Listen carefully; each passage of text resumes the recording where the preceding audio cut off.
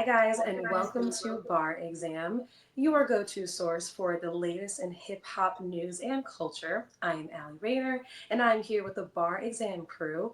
First up, we got Eric G in the building. How you doing, Eric? What's the deal, y'all?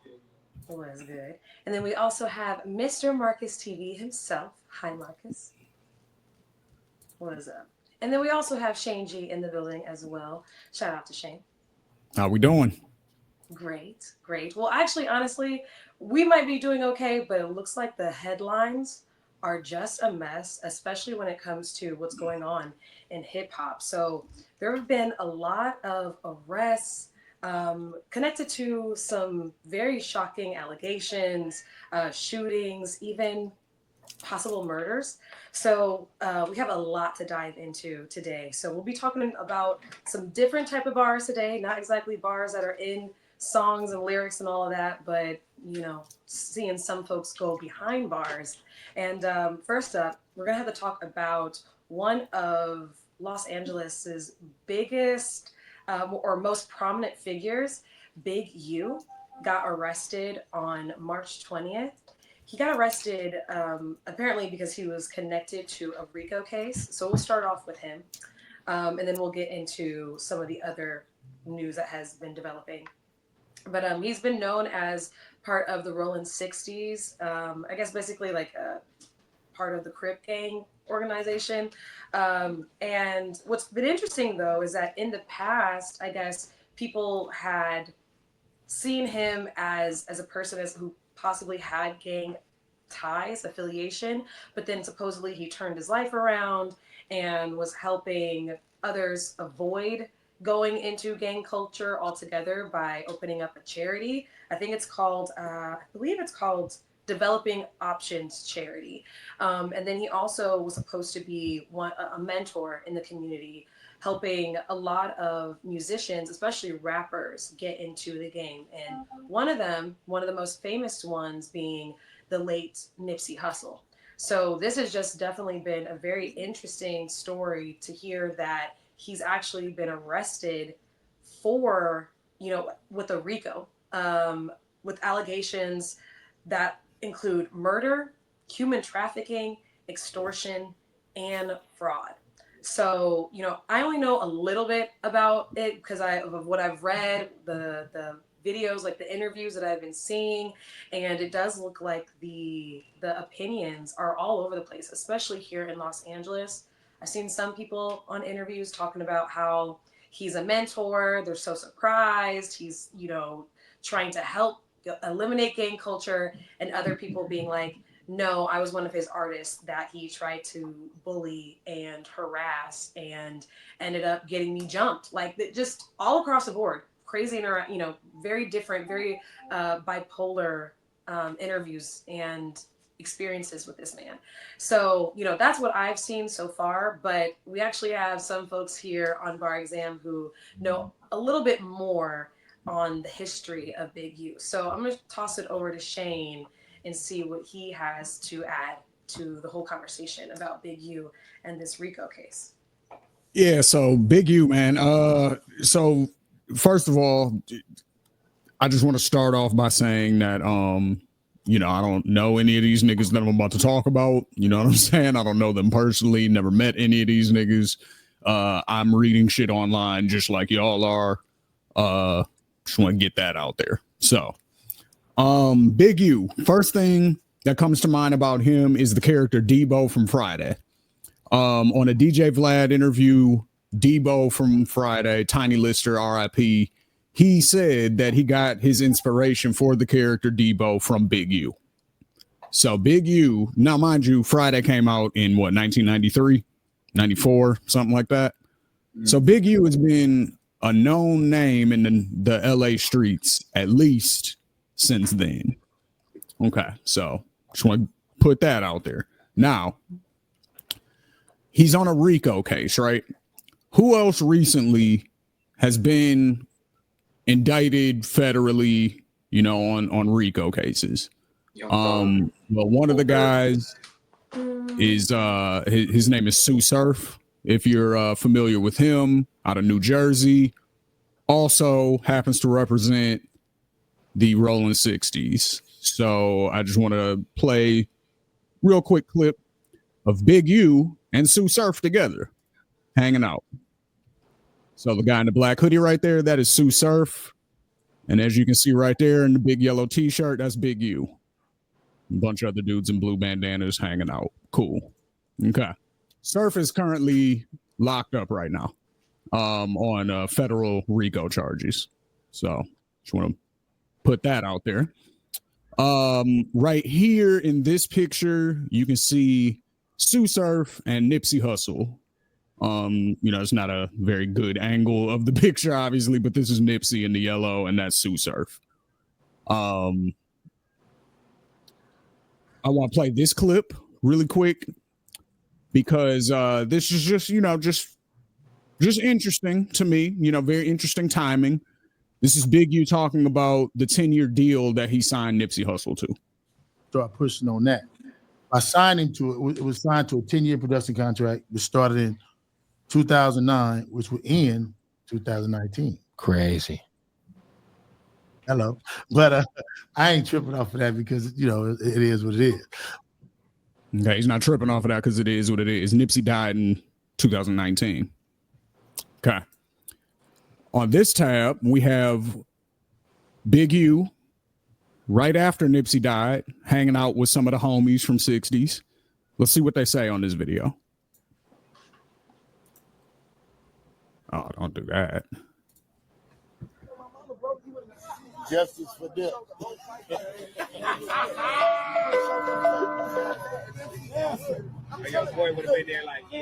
So I don't know if y'all heard that, but somebody put a comment that said justice for Nip. Big U turns around, says justice for Nip, and then him and his homie start laughing. And then he throws up neighborhood. You did. There you go. So, okay, that's really recent after Nipsey died, Seems like a weird mood to be in, but okay. Next, with this? I'm sorry? Where are you going where I think you're going with this? No, I'm just painting. I'm just putting some things together out there. I'm connecting Nipsey's relationship with Big U, Big U's relationship with Surf, who's from New Jersey, who's under a federal RICO, Nipsey's relationship with Surf, and then next, Brick Baby, who is a No Jumper host, who also obviously is connected to Big U. He's another guy who represents Rolling 60s out of Los Angeles. There's another subset of Rolling 60s out of Atlanta that was under a RICO recently. Do y'all remember Pee Wee Longway getting wrapped up under a RICO charge? As you can see, here's Pee Wee in the middle, hanging out with some neighborhoods. Now, go back a few seconds. I said the name Brick Baby. Brick Baby being a No Jumper host, again, connected to Big U. Also under the RICO that Big U was just arrested on 3 days ago. This is Brick Baby and Pee Wee Longway hanging out in this picture. Okay. So what I'm saying is it potentially looks like this federal RICO has been going on for a while. And I don't want to say what it looks like Big U might be doing, but it don't look good. Because he's the thread that's connected to all of these RICO cases where everybody's going to jail. So you saying he the head of this RICO case? I mean, that's what they're saying right now. They're saying he's the head of the 60s. So it's either that or it's something else that I don't want to put on him without knowing everything. You get where I'm going. And I mean, without even saying it, I'll put it like this. With this arrest, was it shocking with everybody that kind of got brought down at the same time? Yes. Just because of the timing of when it happened. And if you pay attention at all, you would have seen that Brick Baby and another person who got arrested in that RICO, Loose Cannon, they allegedly had some issues that they had just worked out and got on camera together for the first time, and then the very next day the arrest happens. So the timing of it is very interesting. I will just say that if you have paid attention to online politicking, street politics, all that type of shit, you probably would have seen Big U's name being connected with some shit just in the past in general. So that part of this arrest doesn't, that's the part that doesn't make it surprising to me, because we've heard a few rumors in the past with Big U being kind of mixed up in some shit. That's all I'll say. Yeah. Cause you know, now I didn't see this paperwork, but I heard it read, so I assume that it's correct. But in the New Jersey case, apparently there's, in the paperwork of that RICO, there's pictures of Big U with the New Jersey 60s. There's mentions of his name in that paperwork as a leader of the gang and all of that kind of stuff. So it's like, okay, well, how did they all go to jail and you're still free, but your name's all in their paperwork? So again, either you're the leader and they're waiting to take you down because you're connected to more things, or you're doing something that they want you to stay out on the streets. I'm trying to allude to it without just flat out saying it, because again, I don't want to just put it on him without you get what I'm saying. Okay, that's not where I thought you was going with it. I don't think dude is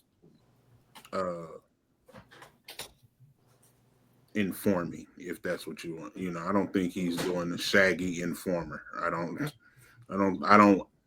believe that, but you know, stranger things could have happened. You know, you don't know people's situation.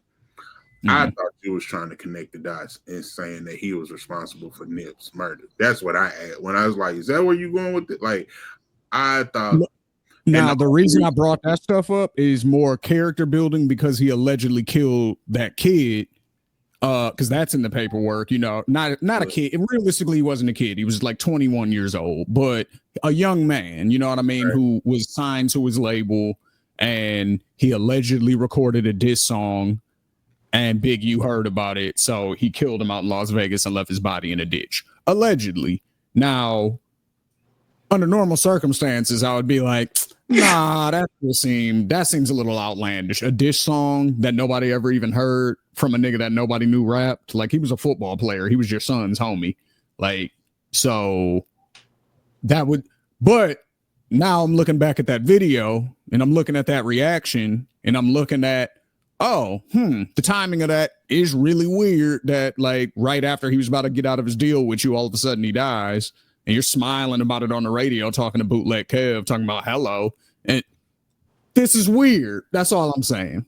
That's just not a typical reaction for somebody you love that just died. That's all I'm saying. Right. So I want to make sure I'm saying Adam 22 is no jumper, right?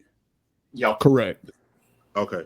So there was a guy on No Jumper podcast, and he was connected with Big U, and he said, these are his words, that Big U got the phone call about Nip 30 minutes before the shooting went down. No. Okay, yeah, let me clear it up. Big U called him. Loose Cannon is who you're talking about. That's who Eric was referencing a second ago. Big U called him 30 minutes before Nipsey died and said, yo, Nipsey just got shot. Nipsey just got killed. Loose Cannon calls Nipsey, allegedly. Nipsey picks up the phone. Loose is like, yo, you good? Nipsey's like, yeah, I'm straight. What you talking about? I'm cool.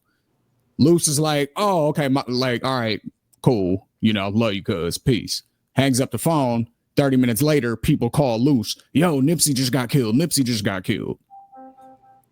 So again, that's weird. If that's true, that's weird. You know what I'm saying? Like, I don't really know how to explain that. Like, you know what I mean? So it's like, there's a lot of weird shit that's connected to it that's kind of making you second guess it at this point. And then when you know they had problems and you catch certain things that Big U said on Instagram Live, like, you know him and Black Sam never got along, and there was alleged gun situations between Black Sam and Nipsey and Big U, and allegedly a fight happened like the week before Nipsey died between Big U and Nipsey. Like, there's a lot of shit, like, you know what I mean, that I think is going to come out in this paperwork. And again, The only reason I know any of all of this is because it's all on YouTube. Everything I just said is on YouTube, and these niggas have talked about it openly. Big U, Loose Cannon, Brick Baby, everything that's coming out right now, they've all talked about it basically. They think they're talking in code, but niggas know what you're saying. Yeah, that's, you know what I mean? That's the other thing I wanted to bring up about this is that I think with this case and just with a lot of the cases that we've seen in the past several years, I think it's pretty clear now, if you didn't really already know this, if you're doing open crimes and you're talking about it on social media, people are watching you. It's not You will just, get caught. and you will get caught. It's not just the people that are making YouTube videos about it. It's not just the people who like to lurk and just figure out the behind the scenes stuff. It's not just them. The feds are on YouTube watching that shit too. And I don't really know how it couldn't be more clear than the evidence that we're seeing right now.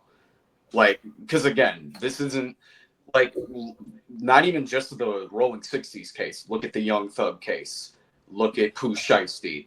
Look at like there's so many different examples that I could bring up in just the past several years. And a lot of the issues with this is the people that continue to go on social media and, like Shane said, talk in code about this shit, but you're not really talking in code. If me and Shane off the street can just put two and two together, if Allie and Marcus can figure out this shit by just watching one video, then what do you think the cops are doing? Like, come on. Like, it's really not that hard to figure out. Like, it's kind of crazy to me that it's still going on, but I just really think that these artists haven't really figured out and learned the lesson yet. And I think until like a really stark example, and this might be the one, this Big U situation, I think until they really see a real stark example of how being too open with this shit on social media can really affect everything that you're trying to build up, I really don't think that they're going to get it, honestly. Yeah. I mean, and I think I can also kind of understand a little bit how Big U might have got a little bit comfortable with how big he was growing. I mean, like you guys said, he was literally the blueprint for the Debo character in Friday.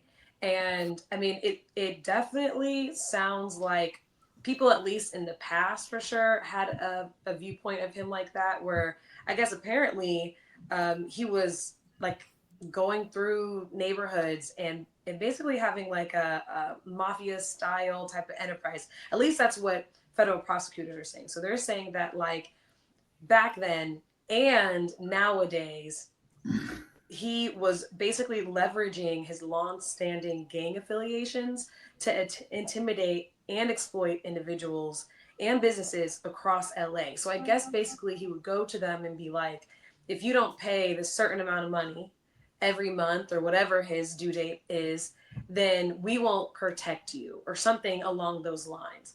And a lot of times what I guess what prosecutors are trying to allege is that like either it would be his own gang members who would actually end up, you know, vandalizing property or assaulting individuals, or he would just like hire other people to do it. And that really stuck out to me because like I told you guys, he's a part of that. You know, he created a charity that's supposed to be against gang culture. But I did see a video of a woman saying that she was one of his artists. She was working with him, but then she ended up saying that like he had a shady, was like, you know, creating shady deals. She didn't agree with it. He held back her music from getting dropped. So she was arguing with him about it. And he actually supposedly hired two women to come beat her up and intimidate her into silencing her. And so, yeah, she was afraid, I guess, for a while. And then now she's like, you know, happy that he's finally getting arrested. She's still like toting, you know, so she's not, you know, completely out of the woods. But it's crazy to hear that a lot of people apparently have similar situations like that. And he's such a prominent figure. Like he really just was very bold. It seems that like that was just a part of his character, but at the same time it's interesting how half the community saw him as a mentor and the other half saw him as like a demon. It's crazy. Well, and that was the play. Like he was able to leverage both perfectly, actually. So it's basically this, right? Like, so just like you said, everybody knew about the street career, like all the stuff he was doing in the 80s. He was in prison for most of the 90s. You know what I mean? I think he got out in 2004. But before that, his only real tie to the music industry was Corrupt. Corrupt used to shout him out on songs, you know what I'm saying? But he was in jail. So it was all basically just like street reputation from the time that he was, Debo and Corrupt basically kind of somewhat brought him to, I'll say the urban mainstream, not the mainstream, but the urban mainstream. That the name became relevant in circles. And then in 2004, Corrupt was still making music and stuff. So that's when Big U was able to kind of get in the door. Nipsey comes around in what, 08, 09. So that's 5 years later. That's not that long. You know what I mean? So, and then from there, he's able to, kind of make his moves and stuff. So if you position yourself as this charity man, and that's the public persona, I'm a reformed gang member. It's like, okay, so you still have ties to your gang, which is a good thing because you can put in that call and say, hey, chill, that's my guy. Don't do nothing to him. You know what I mean? Like, hey, such and such is coming to Los Angeles. He's cool. Leave him alone, or actually protect him. You know what I mean? If you see him getting into some shit, have his back. You still have that ability, but you're yourself not a gangster anymore. So people feel like they can trust you and that they're safe around you. So this was the play. The play is, yo, Marcus, it's Shane. Yo, you coming to Arizona? For sure, bro. Like, yeah, just let me know when you get here. It's no problem. All right, yep. Click. Hey, yo, Eric, Marcus coming to Arizona. Get that nigga. And when he get here, get that nigga. He gonna be staying at this hotel, blah, blah, blah, blah, blah. Get him for everything he got. All right, click. A few days later, yo, Shane, some niggas ran up on me and robbed me, man. You know anybody out here that can get my shit back? Yo, man, let me see what I can do, bro. Like, damn, that's fucked up. Like, who got, damn. Like, all right, let me make some phone calls and see what I can do for you. Click. Eric, how much you get? 50? All right, give me 20, and then I'm gonna cut you back 10, and then I'm gonna say this is how much I can get. All right, for sure, bet. Yo, Marcus, all right, hey, I got your shit back, bro, but you know what I'm saying? It kind of took a little bit, so if you could throw me like maybe 10 or something, yeah, all right, cool. So now me and Eric up 30. You know what I'm saying? We robbed him for 50 initially. Me and Eric up 30. Marcus got us 20 back, and he thinks I saved him. Wow. That's the play, allegedly, according to the paperwork. So allegedly, you think that was what all of the house burned? Like, because that happened with Pop Smoke. It was a time when niggas, houses get broken into in California left and right. Like, yeah, like that was almost to the point was like, now some of it was faulty niggering. We gonna call that. Going live, showing address, and it's just like, oh shit, but some of it was what you just described too, as, oh yeah, they didn't check in, or they did check in, they still got hit too. So that's, and I'm glad you just said that, because that's what the whole check-in thing was allegedly about, and on the radio and in interviews and stuff, they always tried to make it seem like, no, it's just a respect thing. Like if you come to somebody's, if you knock on somebody's door and go in their house, you're going to speak to everybody, right? So why would you go to somebody's city and not check in with them, blah, blah, blah. It's just some respect. And that's always how they tried to play that shit. But that only works like that with certain niggas. You know what I'm saying? For other niggas, it's like, no, you're checking in means you're going to pay us this fee to make sure that I don't allow my homies to fuck you up. You're going to pay me 15 grand, so I tell them to chill. And if you don't pay me, I don't say anything. And then whatever happens, happens. You know what I'm saying? So that's crazy. Now, real quick, I guess also mentioning, since we were talking about a little bit of how Big U kind of ran his organization, we should also mention that investigators or federal investigators are alleging that Big U also exploited his community work as well by basically like using it as a facade to like conceal illicit activities, including like embezzlement, especially of like his charity funds for personal gain, which I mean A lot is of money laundering. Yep. yeah. So like now looking, now understanding, understanding the whole picture of him, it's starting to make sense.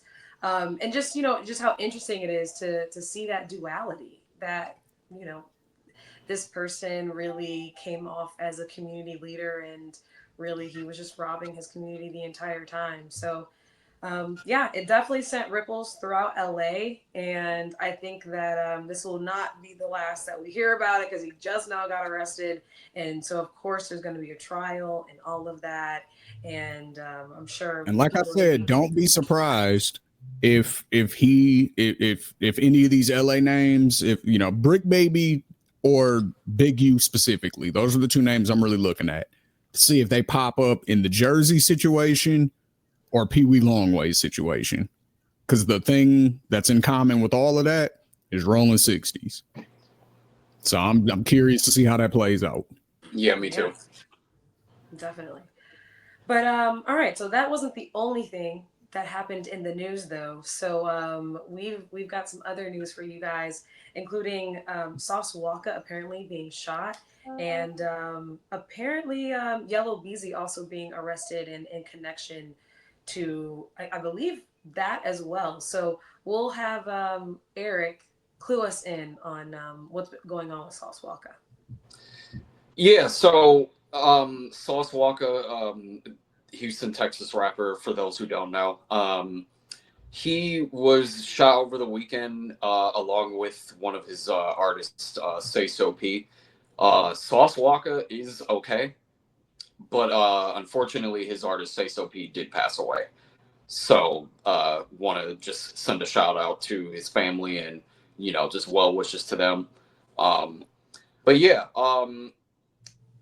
this is one of those things that happened. He was at a party in Memphis during the afternoon, and I guess it happened either during the party or right afterwards.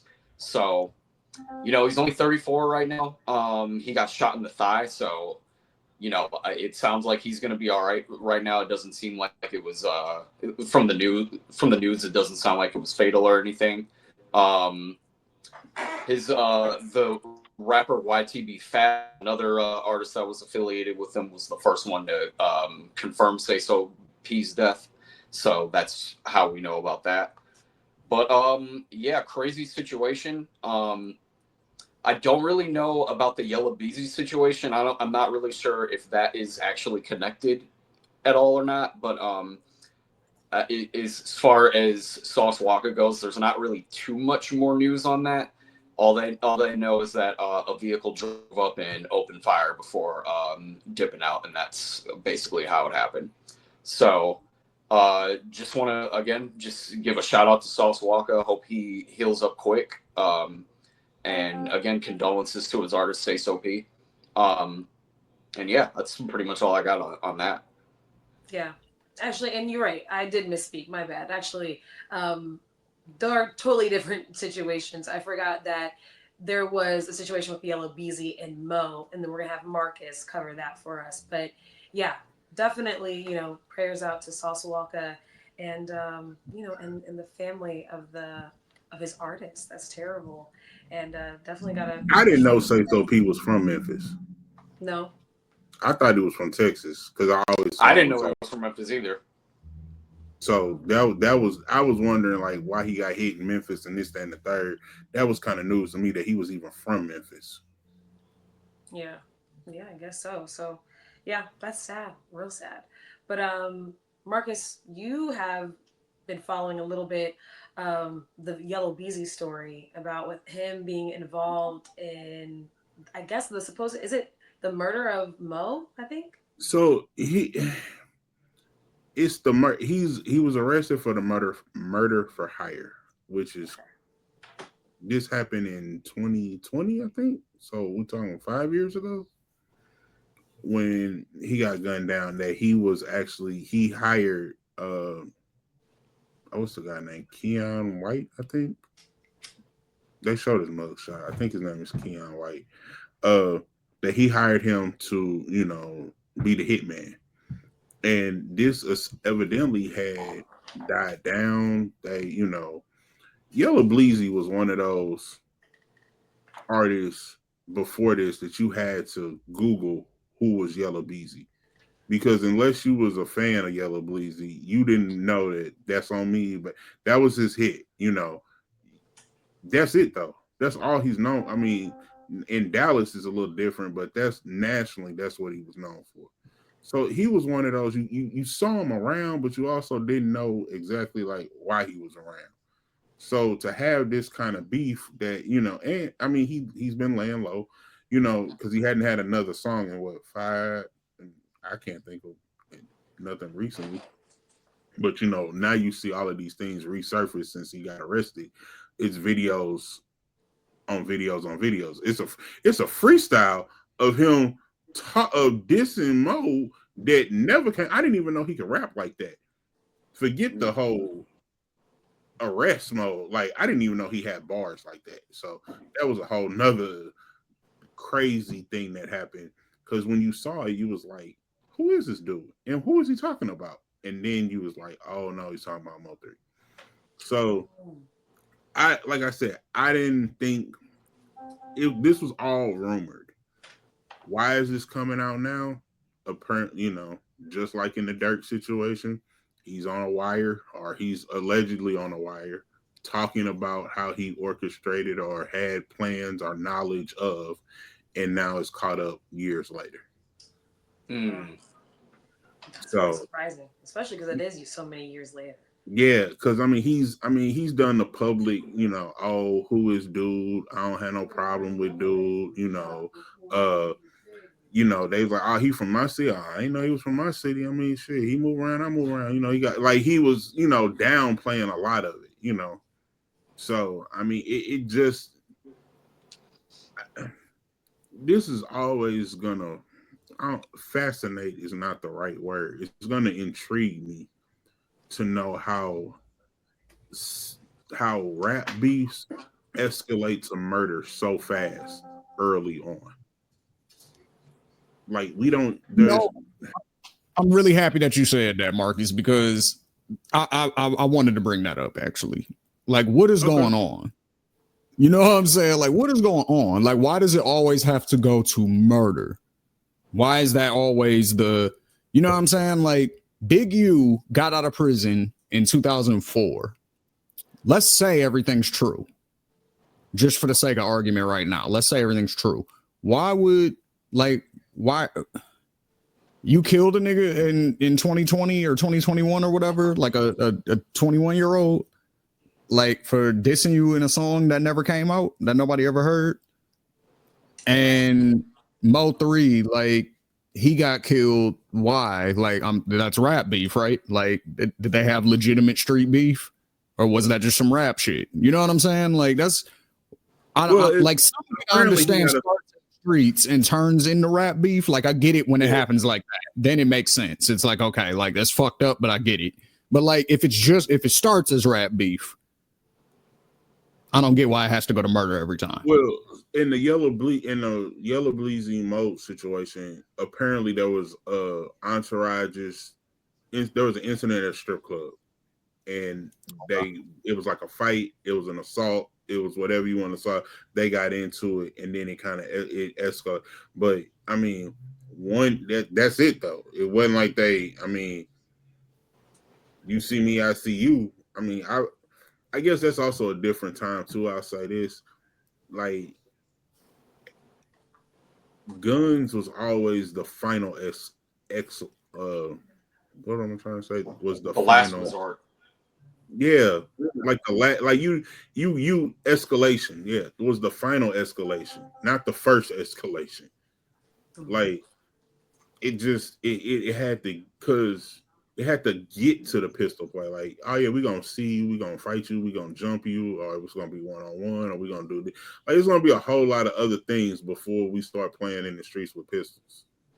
But like now it's like, nah, that's what we're gonna do first. I mean, we know what ruined that though. Getting jumped on camera. Once the niggas started getting jumped on camera, and once World Star happened, and once you could go viral for either beating a nigga's ass or getting your ass beat, it was over after that. That's 100% correct. That's exactly what it was. Because you could get over it if it's just if you take an L in your neighborhood, you can get over it. You know what I'm saying? Because it's like 5 niggas talking shit about you for like a week or two, and then you know what I'm saying? Like, and then they might bring it up next summer. You know what I'm saying? But like, it's gonna be an every now and then thing. Like, and then eventually you'll get in another fight and you might win that one. And then you know what I mean? Like, it's a different thing. If you're gonna fight at school, you can get over that. You know what I'm saying? Like, you're not gonna be the only nigga to get his ass whooped at school. Like, that shit happens. You know what I'm saying? So like, you got your ass whooped the worst. But if you get your ass whooped in front of the world, you know what I'm saying? Like, if you get your ass whooped in front of the world, that's a totally different thing. You know what I'm saying? Like, it's different. I'm gonna make a nigga laugh with this one. It's in the mouth. nah. Listen, you know who that is, Marcus, and I'm about to make him laugh with this one. It's different. You know what I'm saying? When you know who, you know what I'm saying, you got a problem with, and you just gotta sneak to the Y or something and go try to handle that real quick. But you know, the fact that in your rap beef and trying to keep it professional, you threw the YMCA in this RICO charge of that. Oh yeah, nigga, I'm gonna settle you with this membership, and I'm gonna. It's different. It's different.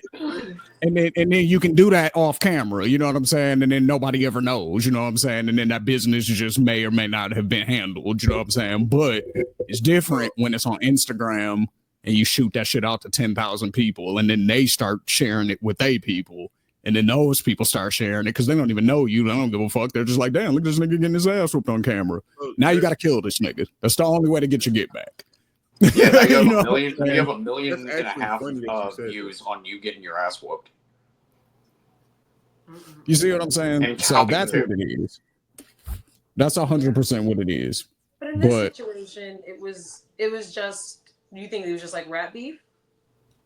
Was it? It never got physical until it was the final, like Marcus said, the final escalation. Like it just was rap beef that just turned into a murder for hire plot. Like so the other side of that is like taking street shit out of it, because like kind of like Shane said, when street shit gets involved, that's when it kind of goes to a different area.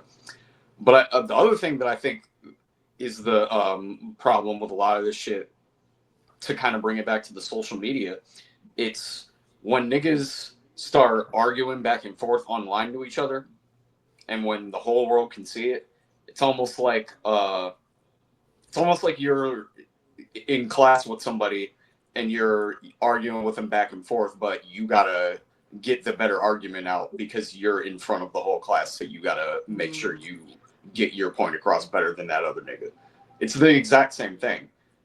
Everyone is looking at two people interact, whether it's on live, whether it's on X account, yelling back and forth in all caps or whatever. People are watching that shit and they want to see who is going to get the other one over on each other. And right. I think a lot of times what happens is if one person ends up losing on that back end of it, that shit starts to escalate to a place where I don't really think it's that necessary. Mm-hmm. People can pick up the phone and text each other if they have each other's numbers or management or whatever the case may be, and de-escalate that shit way quicker if the artist wanted to be mature about it. But what happens is they don't end up doing that and they keep arguing, and then the situation keeps escalating, and then we see shit like this continuing to happen. So, you know, I think it's a lot of mix of a lot of those things, and I just think that we're kind of in a day and age where people aren't picking up fists or calling each other to solve an issue. Now they're going a lot quicker to the gun than they would have 10, 15 years ago. You know, it's crazy that you just kind of said that, because there was an interview with Gilly talking about King Von, and it was like right before King Von passed. And Gilly was saying, you know, when he talked to Vine, he was like, you know, yeah, we can be out here in these streets and it don't even have to come to this with the pistols and killing each other. We could have picked up the phone, but none of us do. Like that, like he made that a point to Gilly. He was like, none of us talk to each other. None of us pick up, none of us say. I mean, it wasn't even past. Clearly not gonna say I'm sorry, but like work it out. It like there was nothing. Like we don't. Oh, it was just literally on site. This is what it was. And Gilly talked about that. And you know, it was Gilly was also he when he mentioned that story about Vaughn, it was also in the bigger context of the the basketball player that shot his son, you know, who was and his son just kind of got caught in the wrong place, wrong time. So that was why he was, you know, kind of focused on what he was doing and how he was doing it because he really wanted, you know, youth to talk before, you know, and manage your emotions before it can get to these, you know, permanent solutions because you've got your whole life ahead of you, especially so young. Like I Yeah. mean, because I mean we're all, like I'm 40, so I mean I can't sit here and say like drill music trap. Like I've seen, the Tupac and Biggie, you know, shoot like I said it was, but it was also just for shits and giggles and entertainment. It was a document. They died at the end of the documentary. They didn't die in the first 7 minutes. You know, it's what led up to this. You watched the whole hour episode. No one got killed in the first 5 minutes, and then it's 50 minutes of trial. You know, because that's just not how it played out. So, I mean, even with everything that's going on today, right?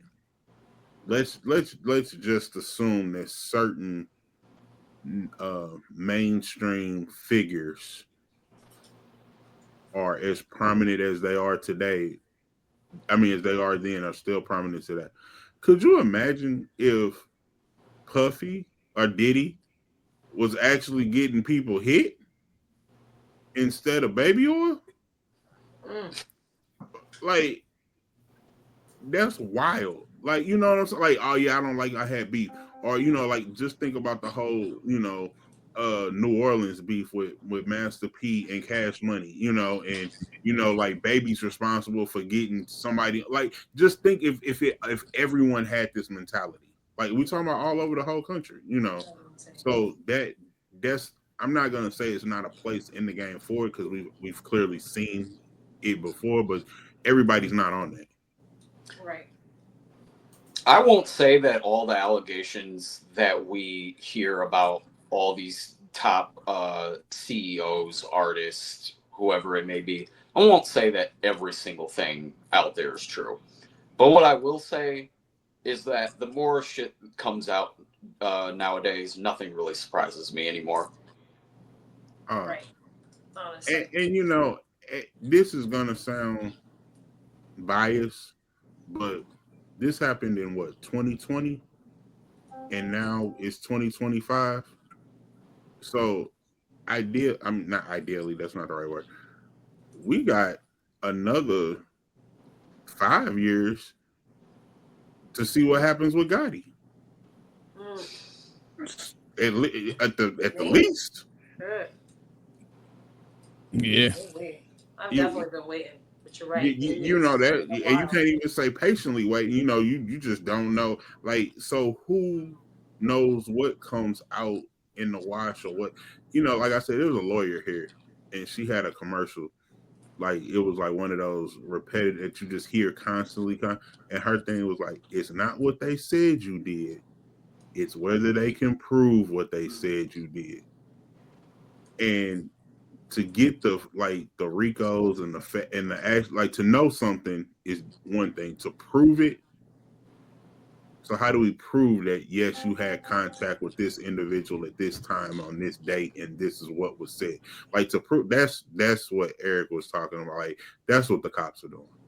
That's what they when that's what they can know it all time. Hell, I Yeah, mean they're it's trying to a emulate the cell phones and they're tracking exact locations and matching Like the amount of evidence that came out in the paperwork, because there's 107 pages in the indictment.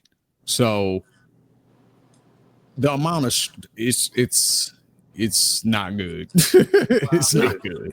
The other thing about that paperwork that I forgot to mention earlier, because we briefly brought up Adam 22 earlier, and just No Jumper affiliates in general. No Jumper is listed in that paperwork.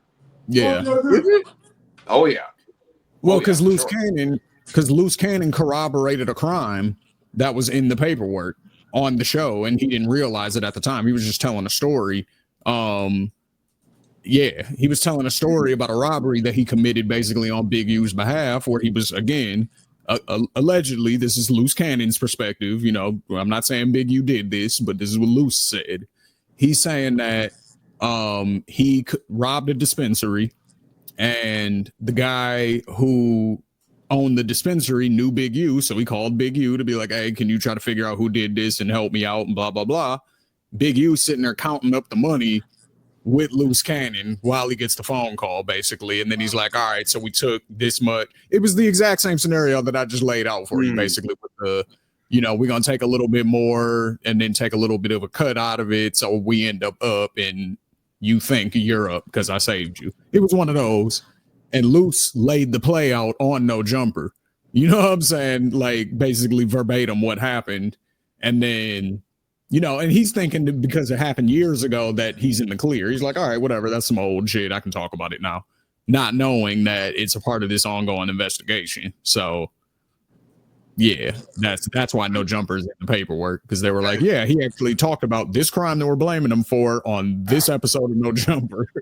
So, okay, this is real, because I know we're finna wrap up in a minute. So this is my question real quick. Do you think this is, this is what the third, we got Thug on a Rico, Surf on a Rico, Yo Gotti, we don't hope to get a Rico, but that could be a Rico future. We got Yella Beezy on a murder file. Do you think this is the pivotal moment where niggas shut up now? I hope niggas stop committing crimes once they get to a certain point. Like, once I hope that niggas, because I understand crime to a degree, like when it's like out of desperation or out of need or out of environment. Like when it's in those situations, like I have empathy for you, you know what I mean? And it's like, but when you're able to get out of that situation, I hope niggas look at those situations and say, okay, once I'm out, I gotta be out. There is no 1 foot in the streets, 1 foot in the industry. Once I sign that paperwork or once I start going to the studio and I'm making money off this shit or whatever, I am in the industry now.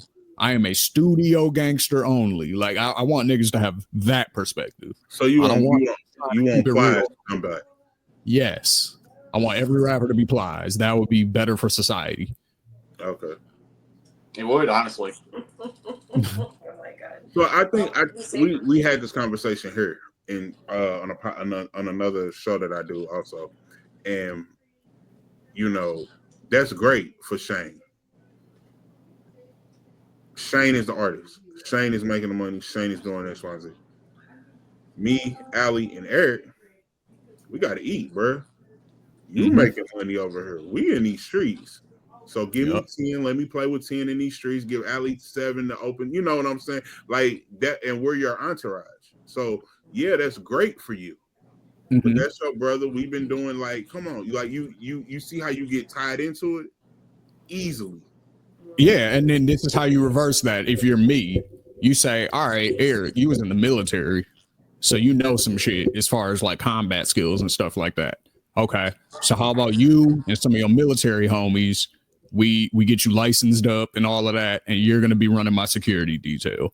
Hey, Allie, do you know how to do hair and makeup and shit like that? All right, boom. So I got a spot for you then. So you're gonna travel and you're gonna be like the you know, the stylist, you know what I'm saying? Marcus, you do radio and stuff like that. So you're probably good at connecting with people and doing that. So you can run my marketing and you can, you know, you give people jobs that you find what they're good at and you pay them to do that thing, because there's a role for everybody. There's a way to bring people with you rather than allowing them to drag you backwards. Now, So you niggas do might have to be patient and shoot some moves in the meantime while they waiting on me to get my thing together, but just know I'm coming back for you. You know what I'm saying? But you gotta bring something to the table too, though. Like, but I will pay you to do whatever you're good at. If you're good at fighting, okay, we gotta figure out how to make that legal. Like, you know what I'm saying? Maybe I sign you up for some boxing classes, and all right, boom. Now we're gonna get you in the ring and have you fighting legally. You know what I'm saying? And I'll be your promoter, or we'll figure it out. You know what I'm saying? Like, but you know what I mean? I think that's the approach that niggas have to start taking rather than wanting to be back in the hood and prove that they can still go to their hood. Fuck that. Get out the hood and bring your people with you. Like that should be the goal. Exactly. So yeah, and I think that's a strong message just to end on, because I feel like we've said all that there is. Just to, recap on the Yellow Beezy situation, he did get arrested, apparently because he, like Marcus had said, that it was a murder for hire plot where he hired Keywan White to carry out a shooting against Mo 3 on an interstate in Dallas. So right now, I guess we're gonna find out what happens because he hasn't gone to trial. He's only been arrested and I guess charged at this point. I think he's been officially charged at this point. So we're gonna find out what happens. And so I guess in the future we'll unpack that. So stay tuned because I'm sure that we'll talk about that again. And I think it's just important for us to. Wait, sorry, phone dying. I think it's just important for us to talk about this stuff because it's very real, unfortunately, and it does happen a lot in the hip hop, in hip hop culture. And hopefully, just by talking about it, maybe people will start to realize that one, it's like you said, there's other things, there's other avenues to go when you have beef with people. There's other things that you could be doing to let go of that anger or whatever. But also, like, there's just so much other things that you could be doing with your time, other ways that you could be servicing your community. And then also, like, it's just not worth it in the end. Like, just for one example, with Yellow Beezy, like, 3 people have gone down because of that. The person who unfortunately lost their life, but also the person who murdered him and the person who hired him. So 3 people are, affected in the first circle, and then not even including the families and friends and all the people who are employed and all that kind of stuff. So, just something to be mindful of. So we'll see what happens in the future, and just stick with us for the future conversations.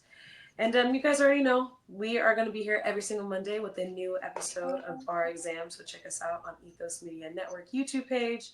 Check out the Patreon as well because we always get candid and have really in-depth conversations over there as well.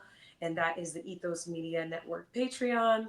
And that's about it. So we'll see you guys on the next one. Make sure that you guys subscribe if you have not. And we will see you next week. Peace out.